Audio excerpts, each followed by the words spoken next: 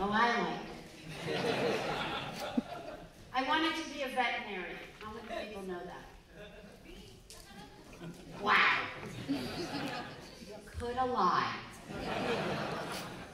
So I had wanted to be, since I was very young, a veterinarian. My mother had said to me, if you work, acting was all new. So there was a magazine called Time, Life, local magazine back then, and they did an article about kids modeling doing commercials. So she thought, well, here's an avenue that I could work, save my money, and pursue whatever degree, college, whatever I wanted to do. My mother was very, very independent. And so that's what we did. We saved my money, and when I was about 12, way back then, if you did bathing suits, you did them in the winter for Sears, Roebuck, JCPenney, all of these magazines. And back then, so if they put you in a pose, you literally had to hold that for 15 minutes. And remember the hoods? Have you ever seen that, the cameras with the capes over there? Yeah. Okay, that was real, and they would take the picture. It was hard. So in the summer, you're doing winter coats, you're hot, you're stuffing you with cellophane, you're hot. In the winter, you're cold. It wasn't glamorous. It wasn't like, I want to go to Hollywood and do that. There was no connection between movie making, theater.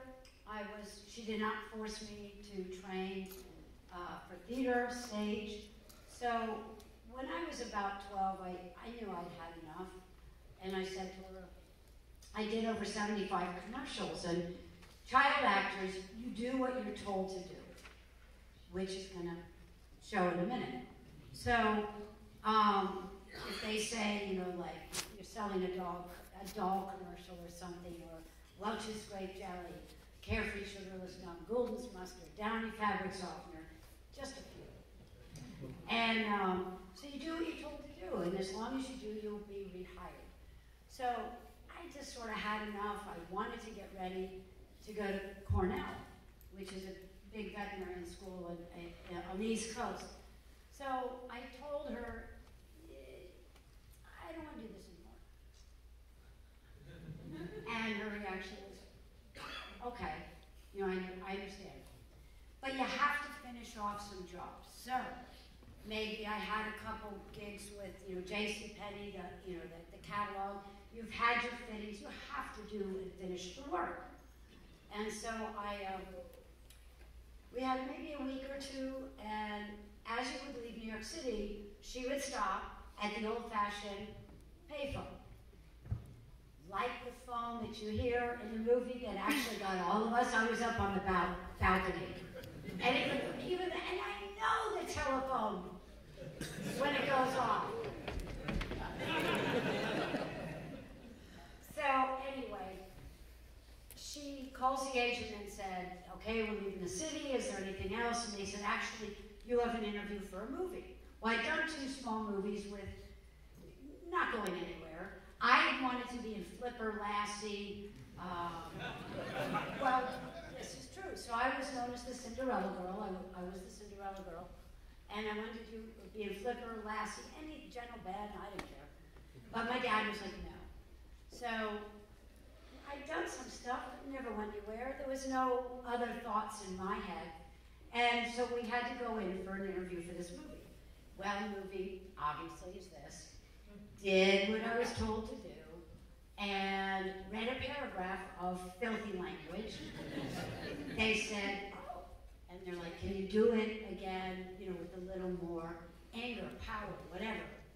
So they saw that I would do what they told me to do. I look like a little, the little Cinderella, little clean-cut American girl. So eventually we meet Billy Friedkin.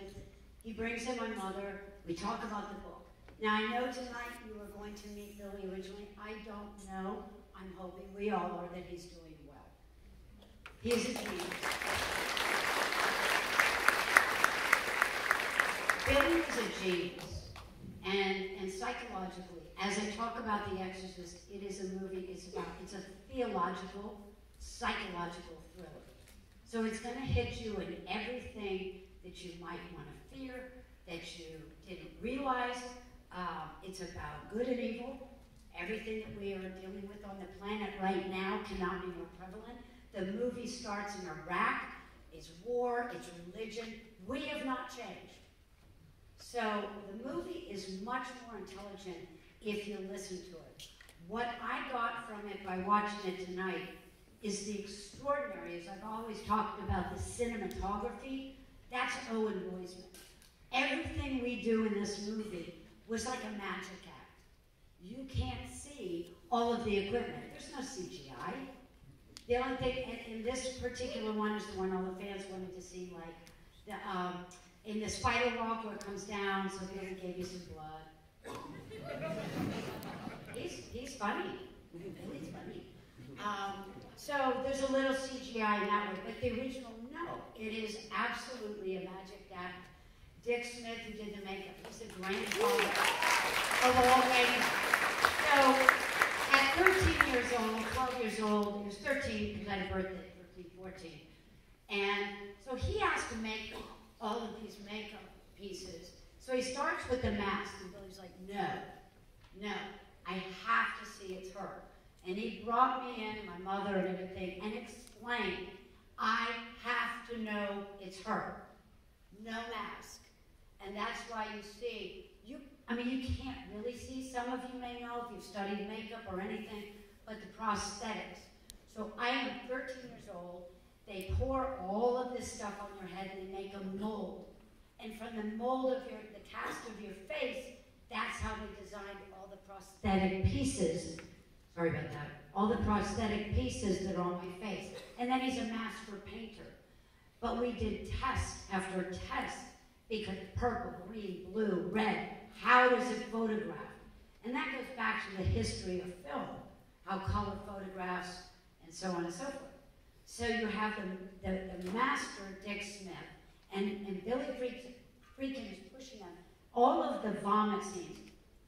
I can't do that on cue, I'm sorry. Or thank God.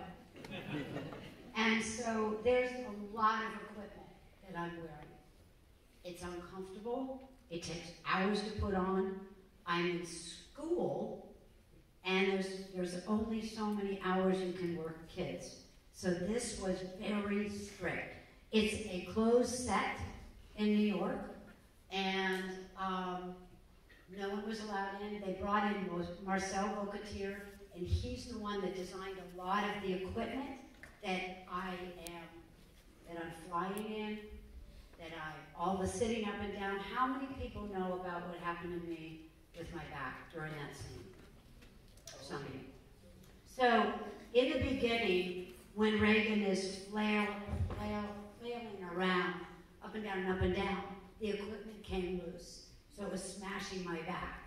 So when I'm yelling, make it stop, it hurts, it burns, that was the dialogue, but it truly was what was happening. And I'm screaming, and they think I'm the best actress in history. So with that said, I did sustain injuries in that way, which as I've gotten older, there's a lot of things why. Some of you have seen I'm a vegan. Some of you have seen different things and what I've done with my life. I have made myself get through and to challenge myself to be the best that I can be, to get the most out of life, to be good to others, work really hard. And all of that pays off. That's how I was raised. I was not raised Catholic. Billy Friedkin, when he was interviewing me, he wanted to see how mentally sound I was. And I get it and respect that. Because if you had been raised Catholic, I don't think anybody could have withstood what the film was about. I was raised Protestant. We didn't talk about the devil. We didn't talk about punishment. We talked about goodness, being good to others, and trying to be the best it can be, forgiveness, love. So for me, the demon was like Frankenstein. And for me, I just didn't understand why the men wanted to put all that ugly makeup on me and make me say ugly things. That was hard for me as a child. And so some of the dialogue that's in the movie was not in the book or the screenplay. That's all Billy Friedkin. Not going to repeat it. You heard it. Not going to hurt your ears again. So he would hand me this dialogue at night on a piece of paper. And he would say, here is tomorrow's dialogue. And I would look at it and say, I can't say that. I knew it was wrong. And he said, yes, you can. And I would say, no, I can't. And this went back and forth. This is true. Very private moments. So long story short, you know who won? Billy is an incredible director. He's an incredible visionary. And with that comes tough and commitment. And what I realized as an adult, what Billy gave me was I have an eye for perfection. I don't live that way. You can't. Materialism, it just doesn't work anymore. The times have changed. So there's certain things that I just know. Try harder, work harder. Look for, if you can fix a mistake, fix it. You will not find one mistake in that movie. I've seen it a few times. And I'm sure many of you have. May I say and ask, was that magnificent on the big screen?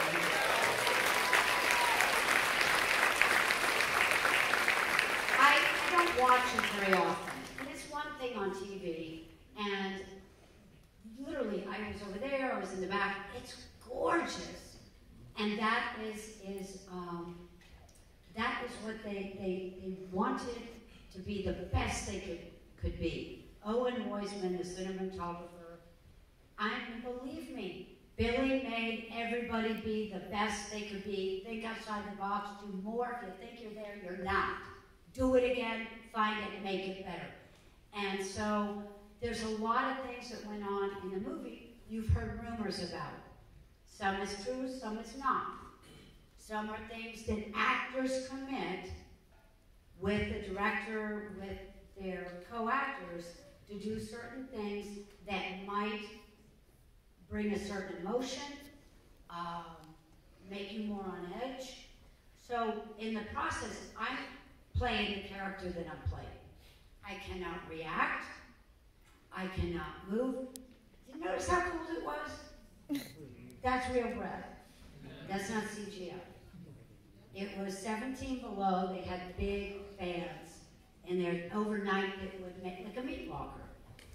And in the morning, it would be 17 below. They would be lighting it. It would come up to 0. Pretty much that's what we were working at, was around 0. If you notice, I didn't have a lot on. It was cold. And so that's why you see Max von Sydow, you see his breath, and Jason Miller, and Ellen Burstyn.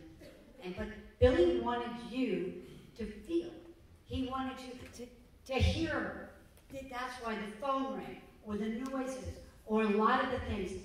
If he could have had shaking seats, he did, he wanted that. But it wasn't possible back then.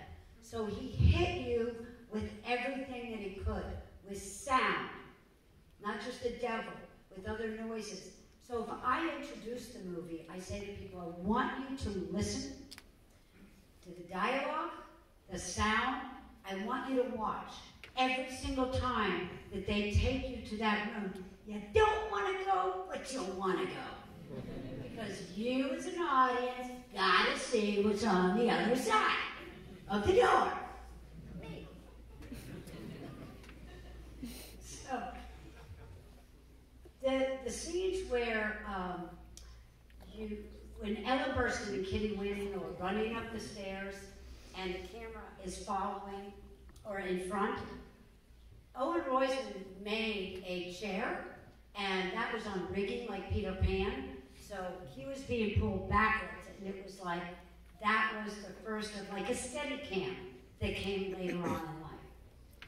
So the movie, working with, there was a lot of rehearsal, so I worked with Ellen Burstyn, I worked with Max Moncito, Jason Miller. Each one, obviously super extraordinary. What you see is some of the greatest acting, writing, directing, cinematographer, special effects, makeup. You are seeing everything, the best of the best. The movie has withstood because of it. And for that, I thank you so much.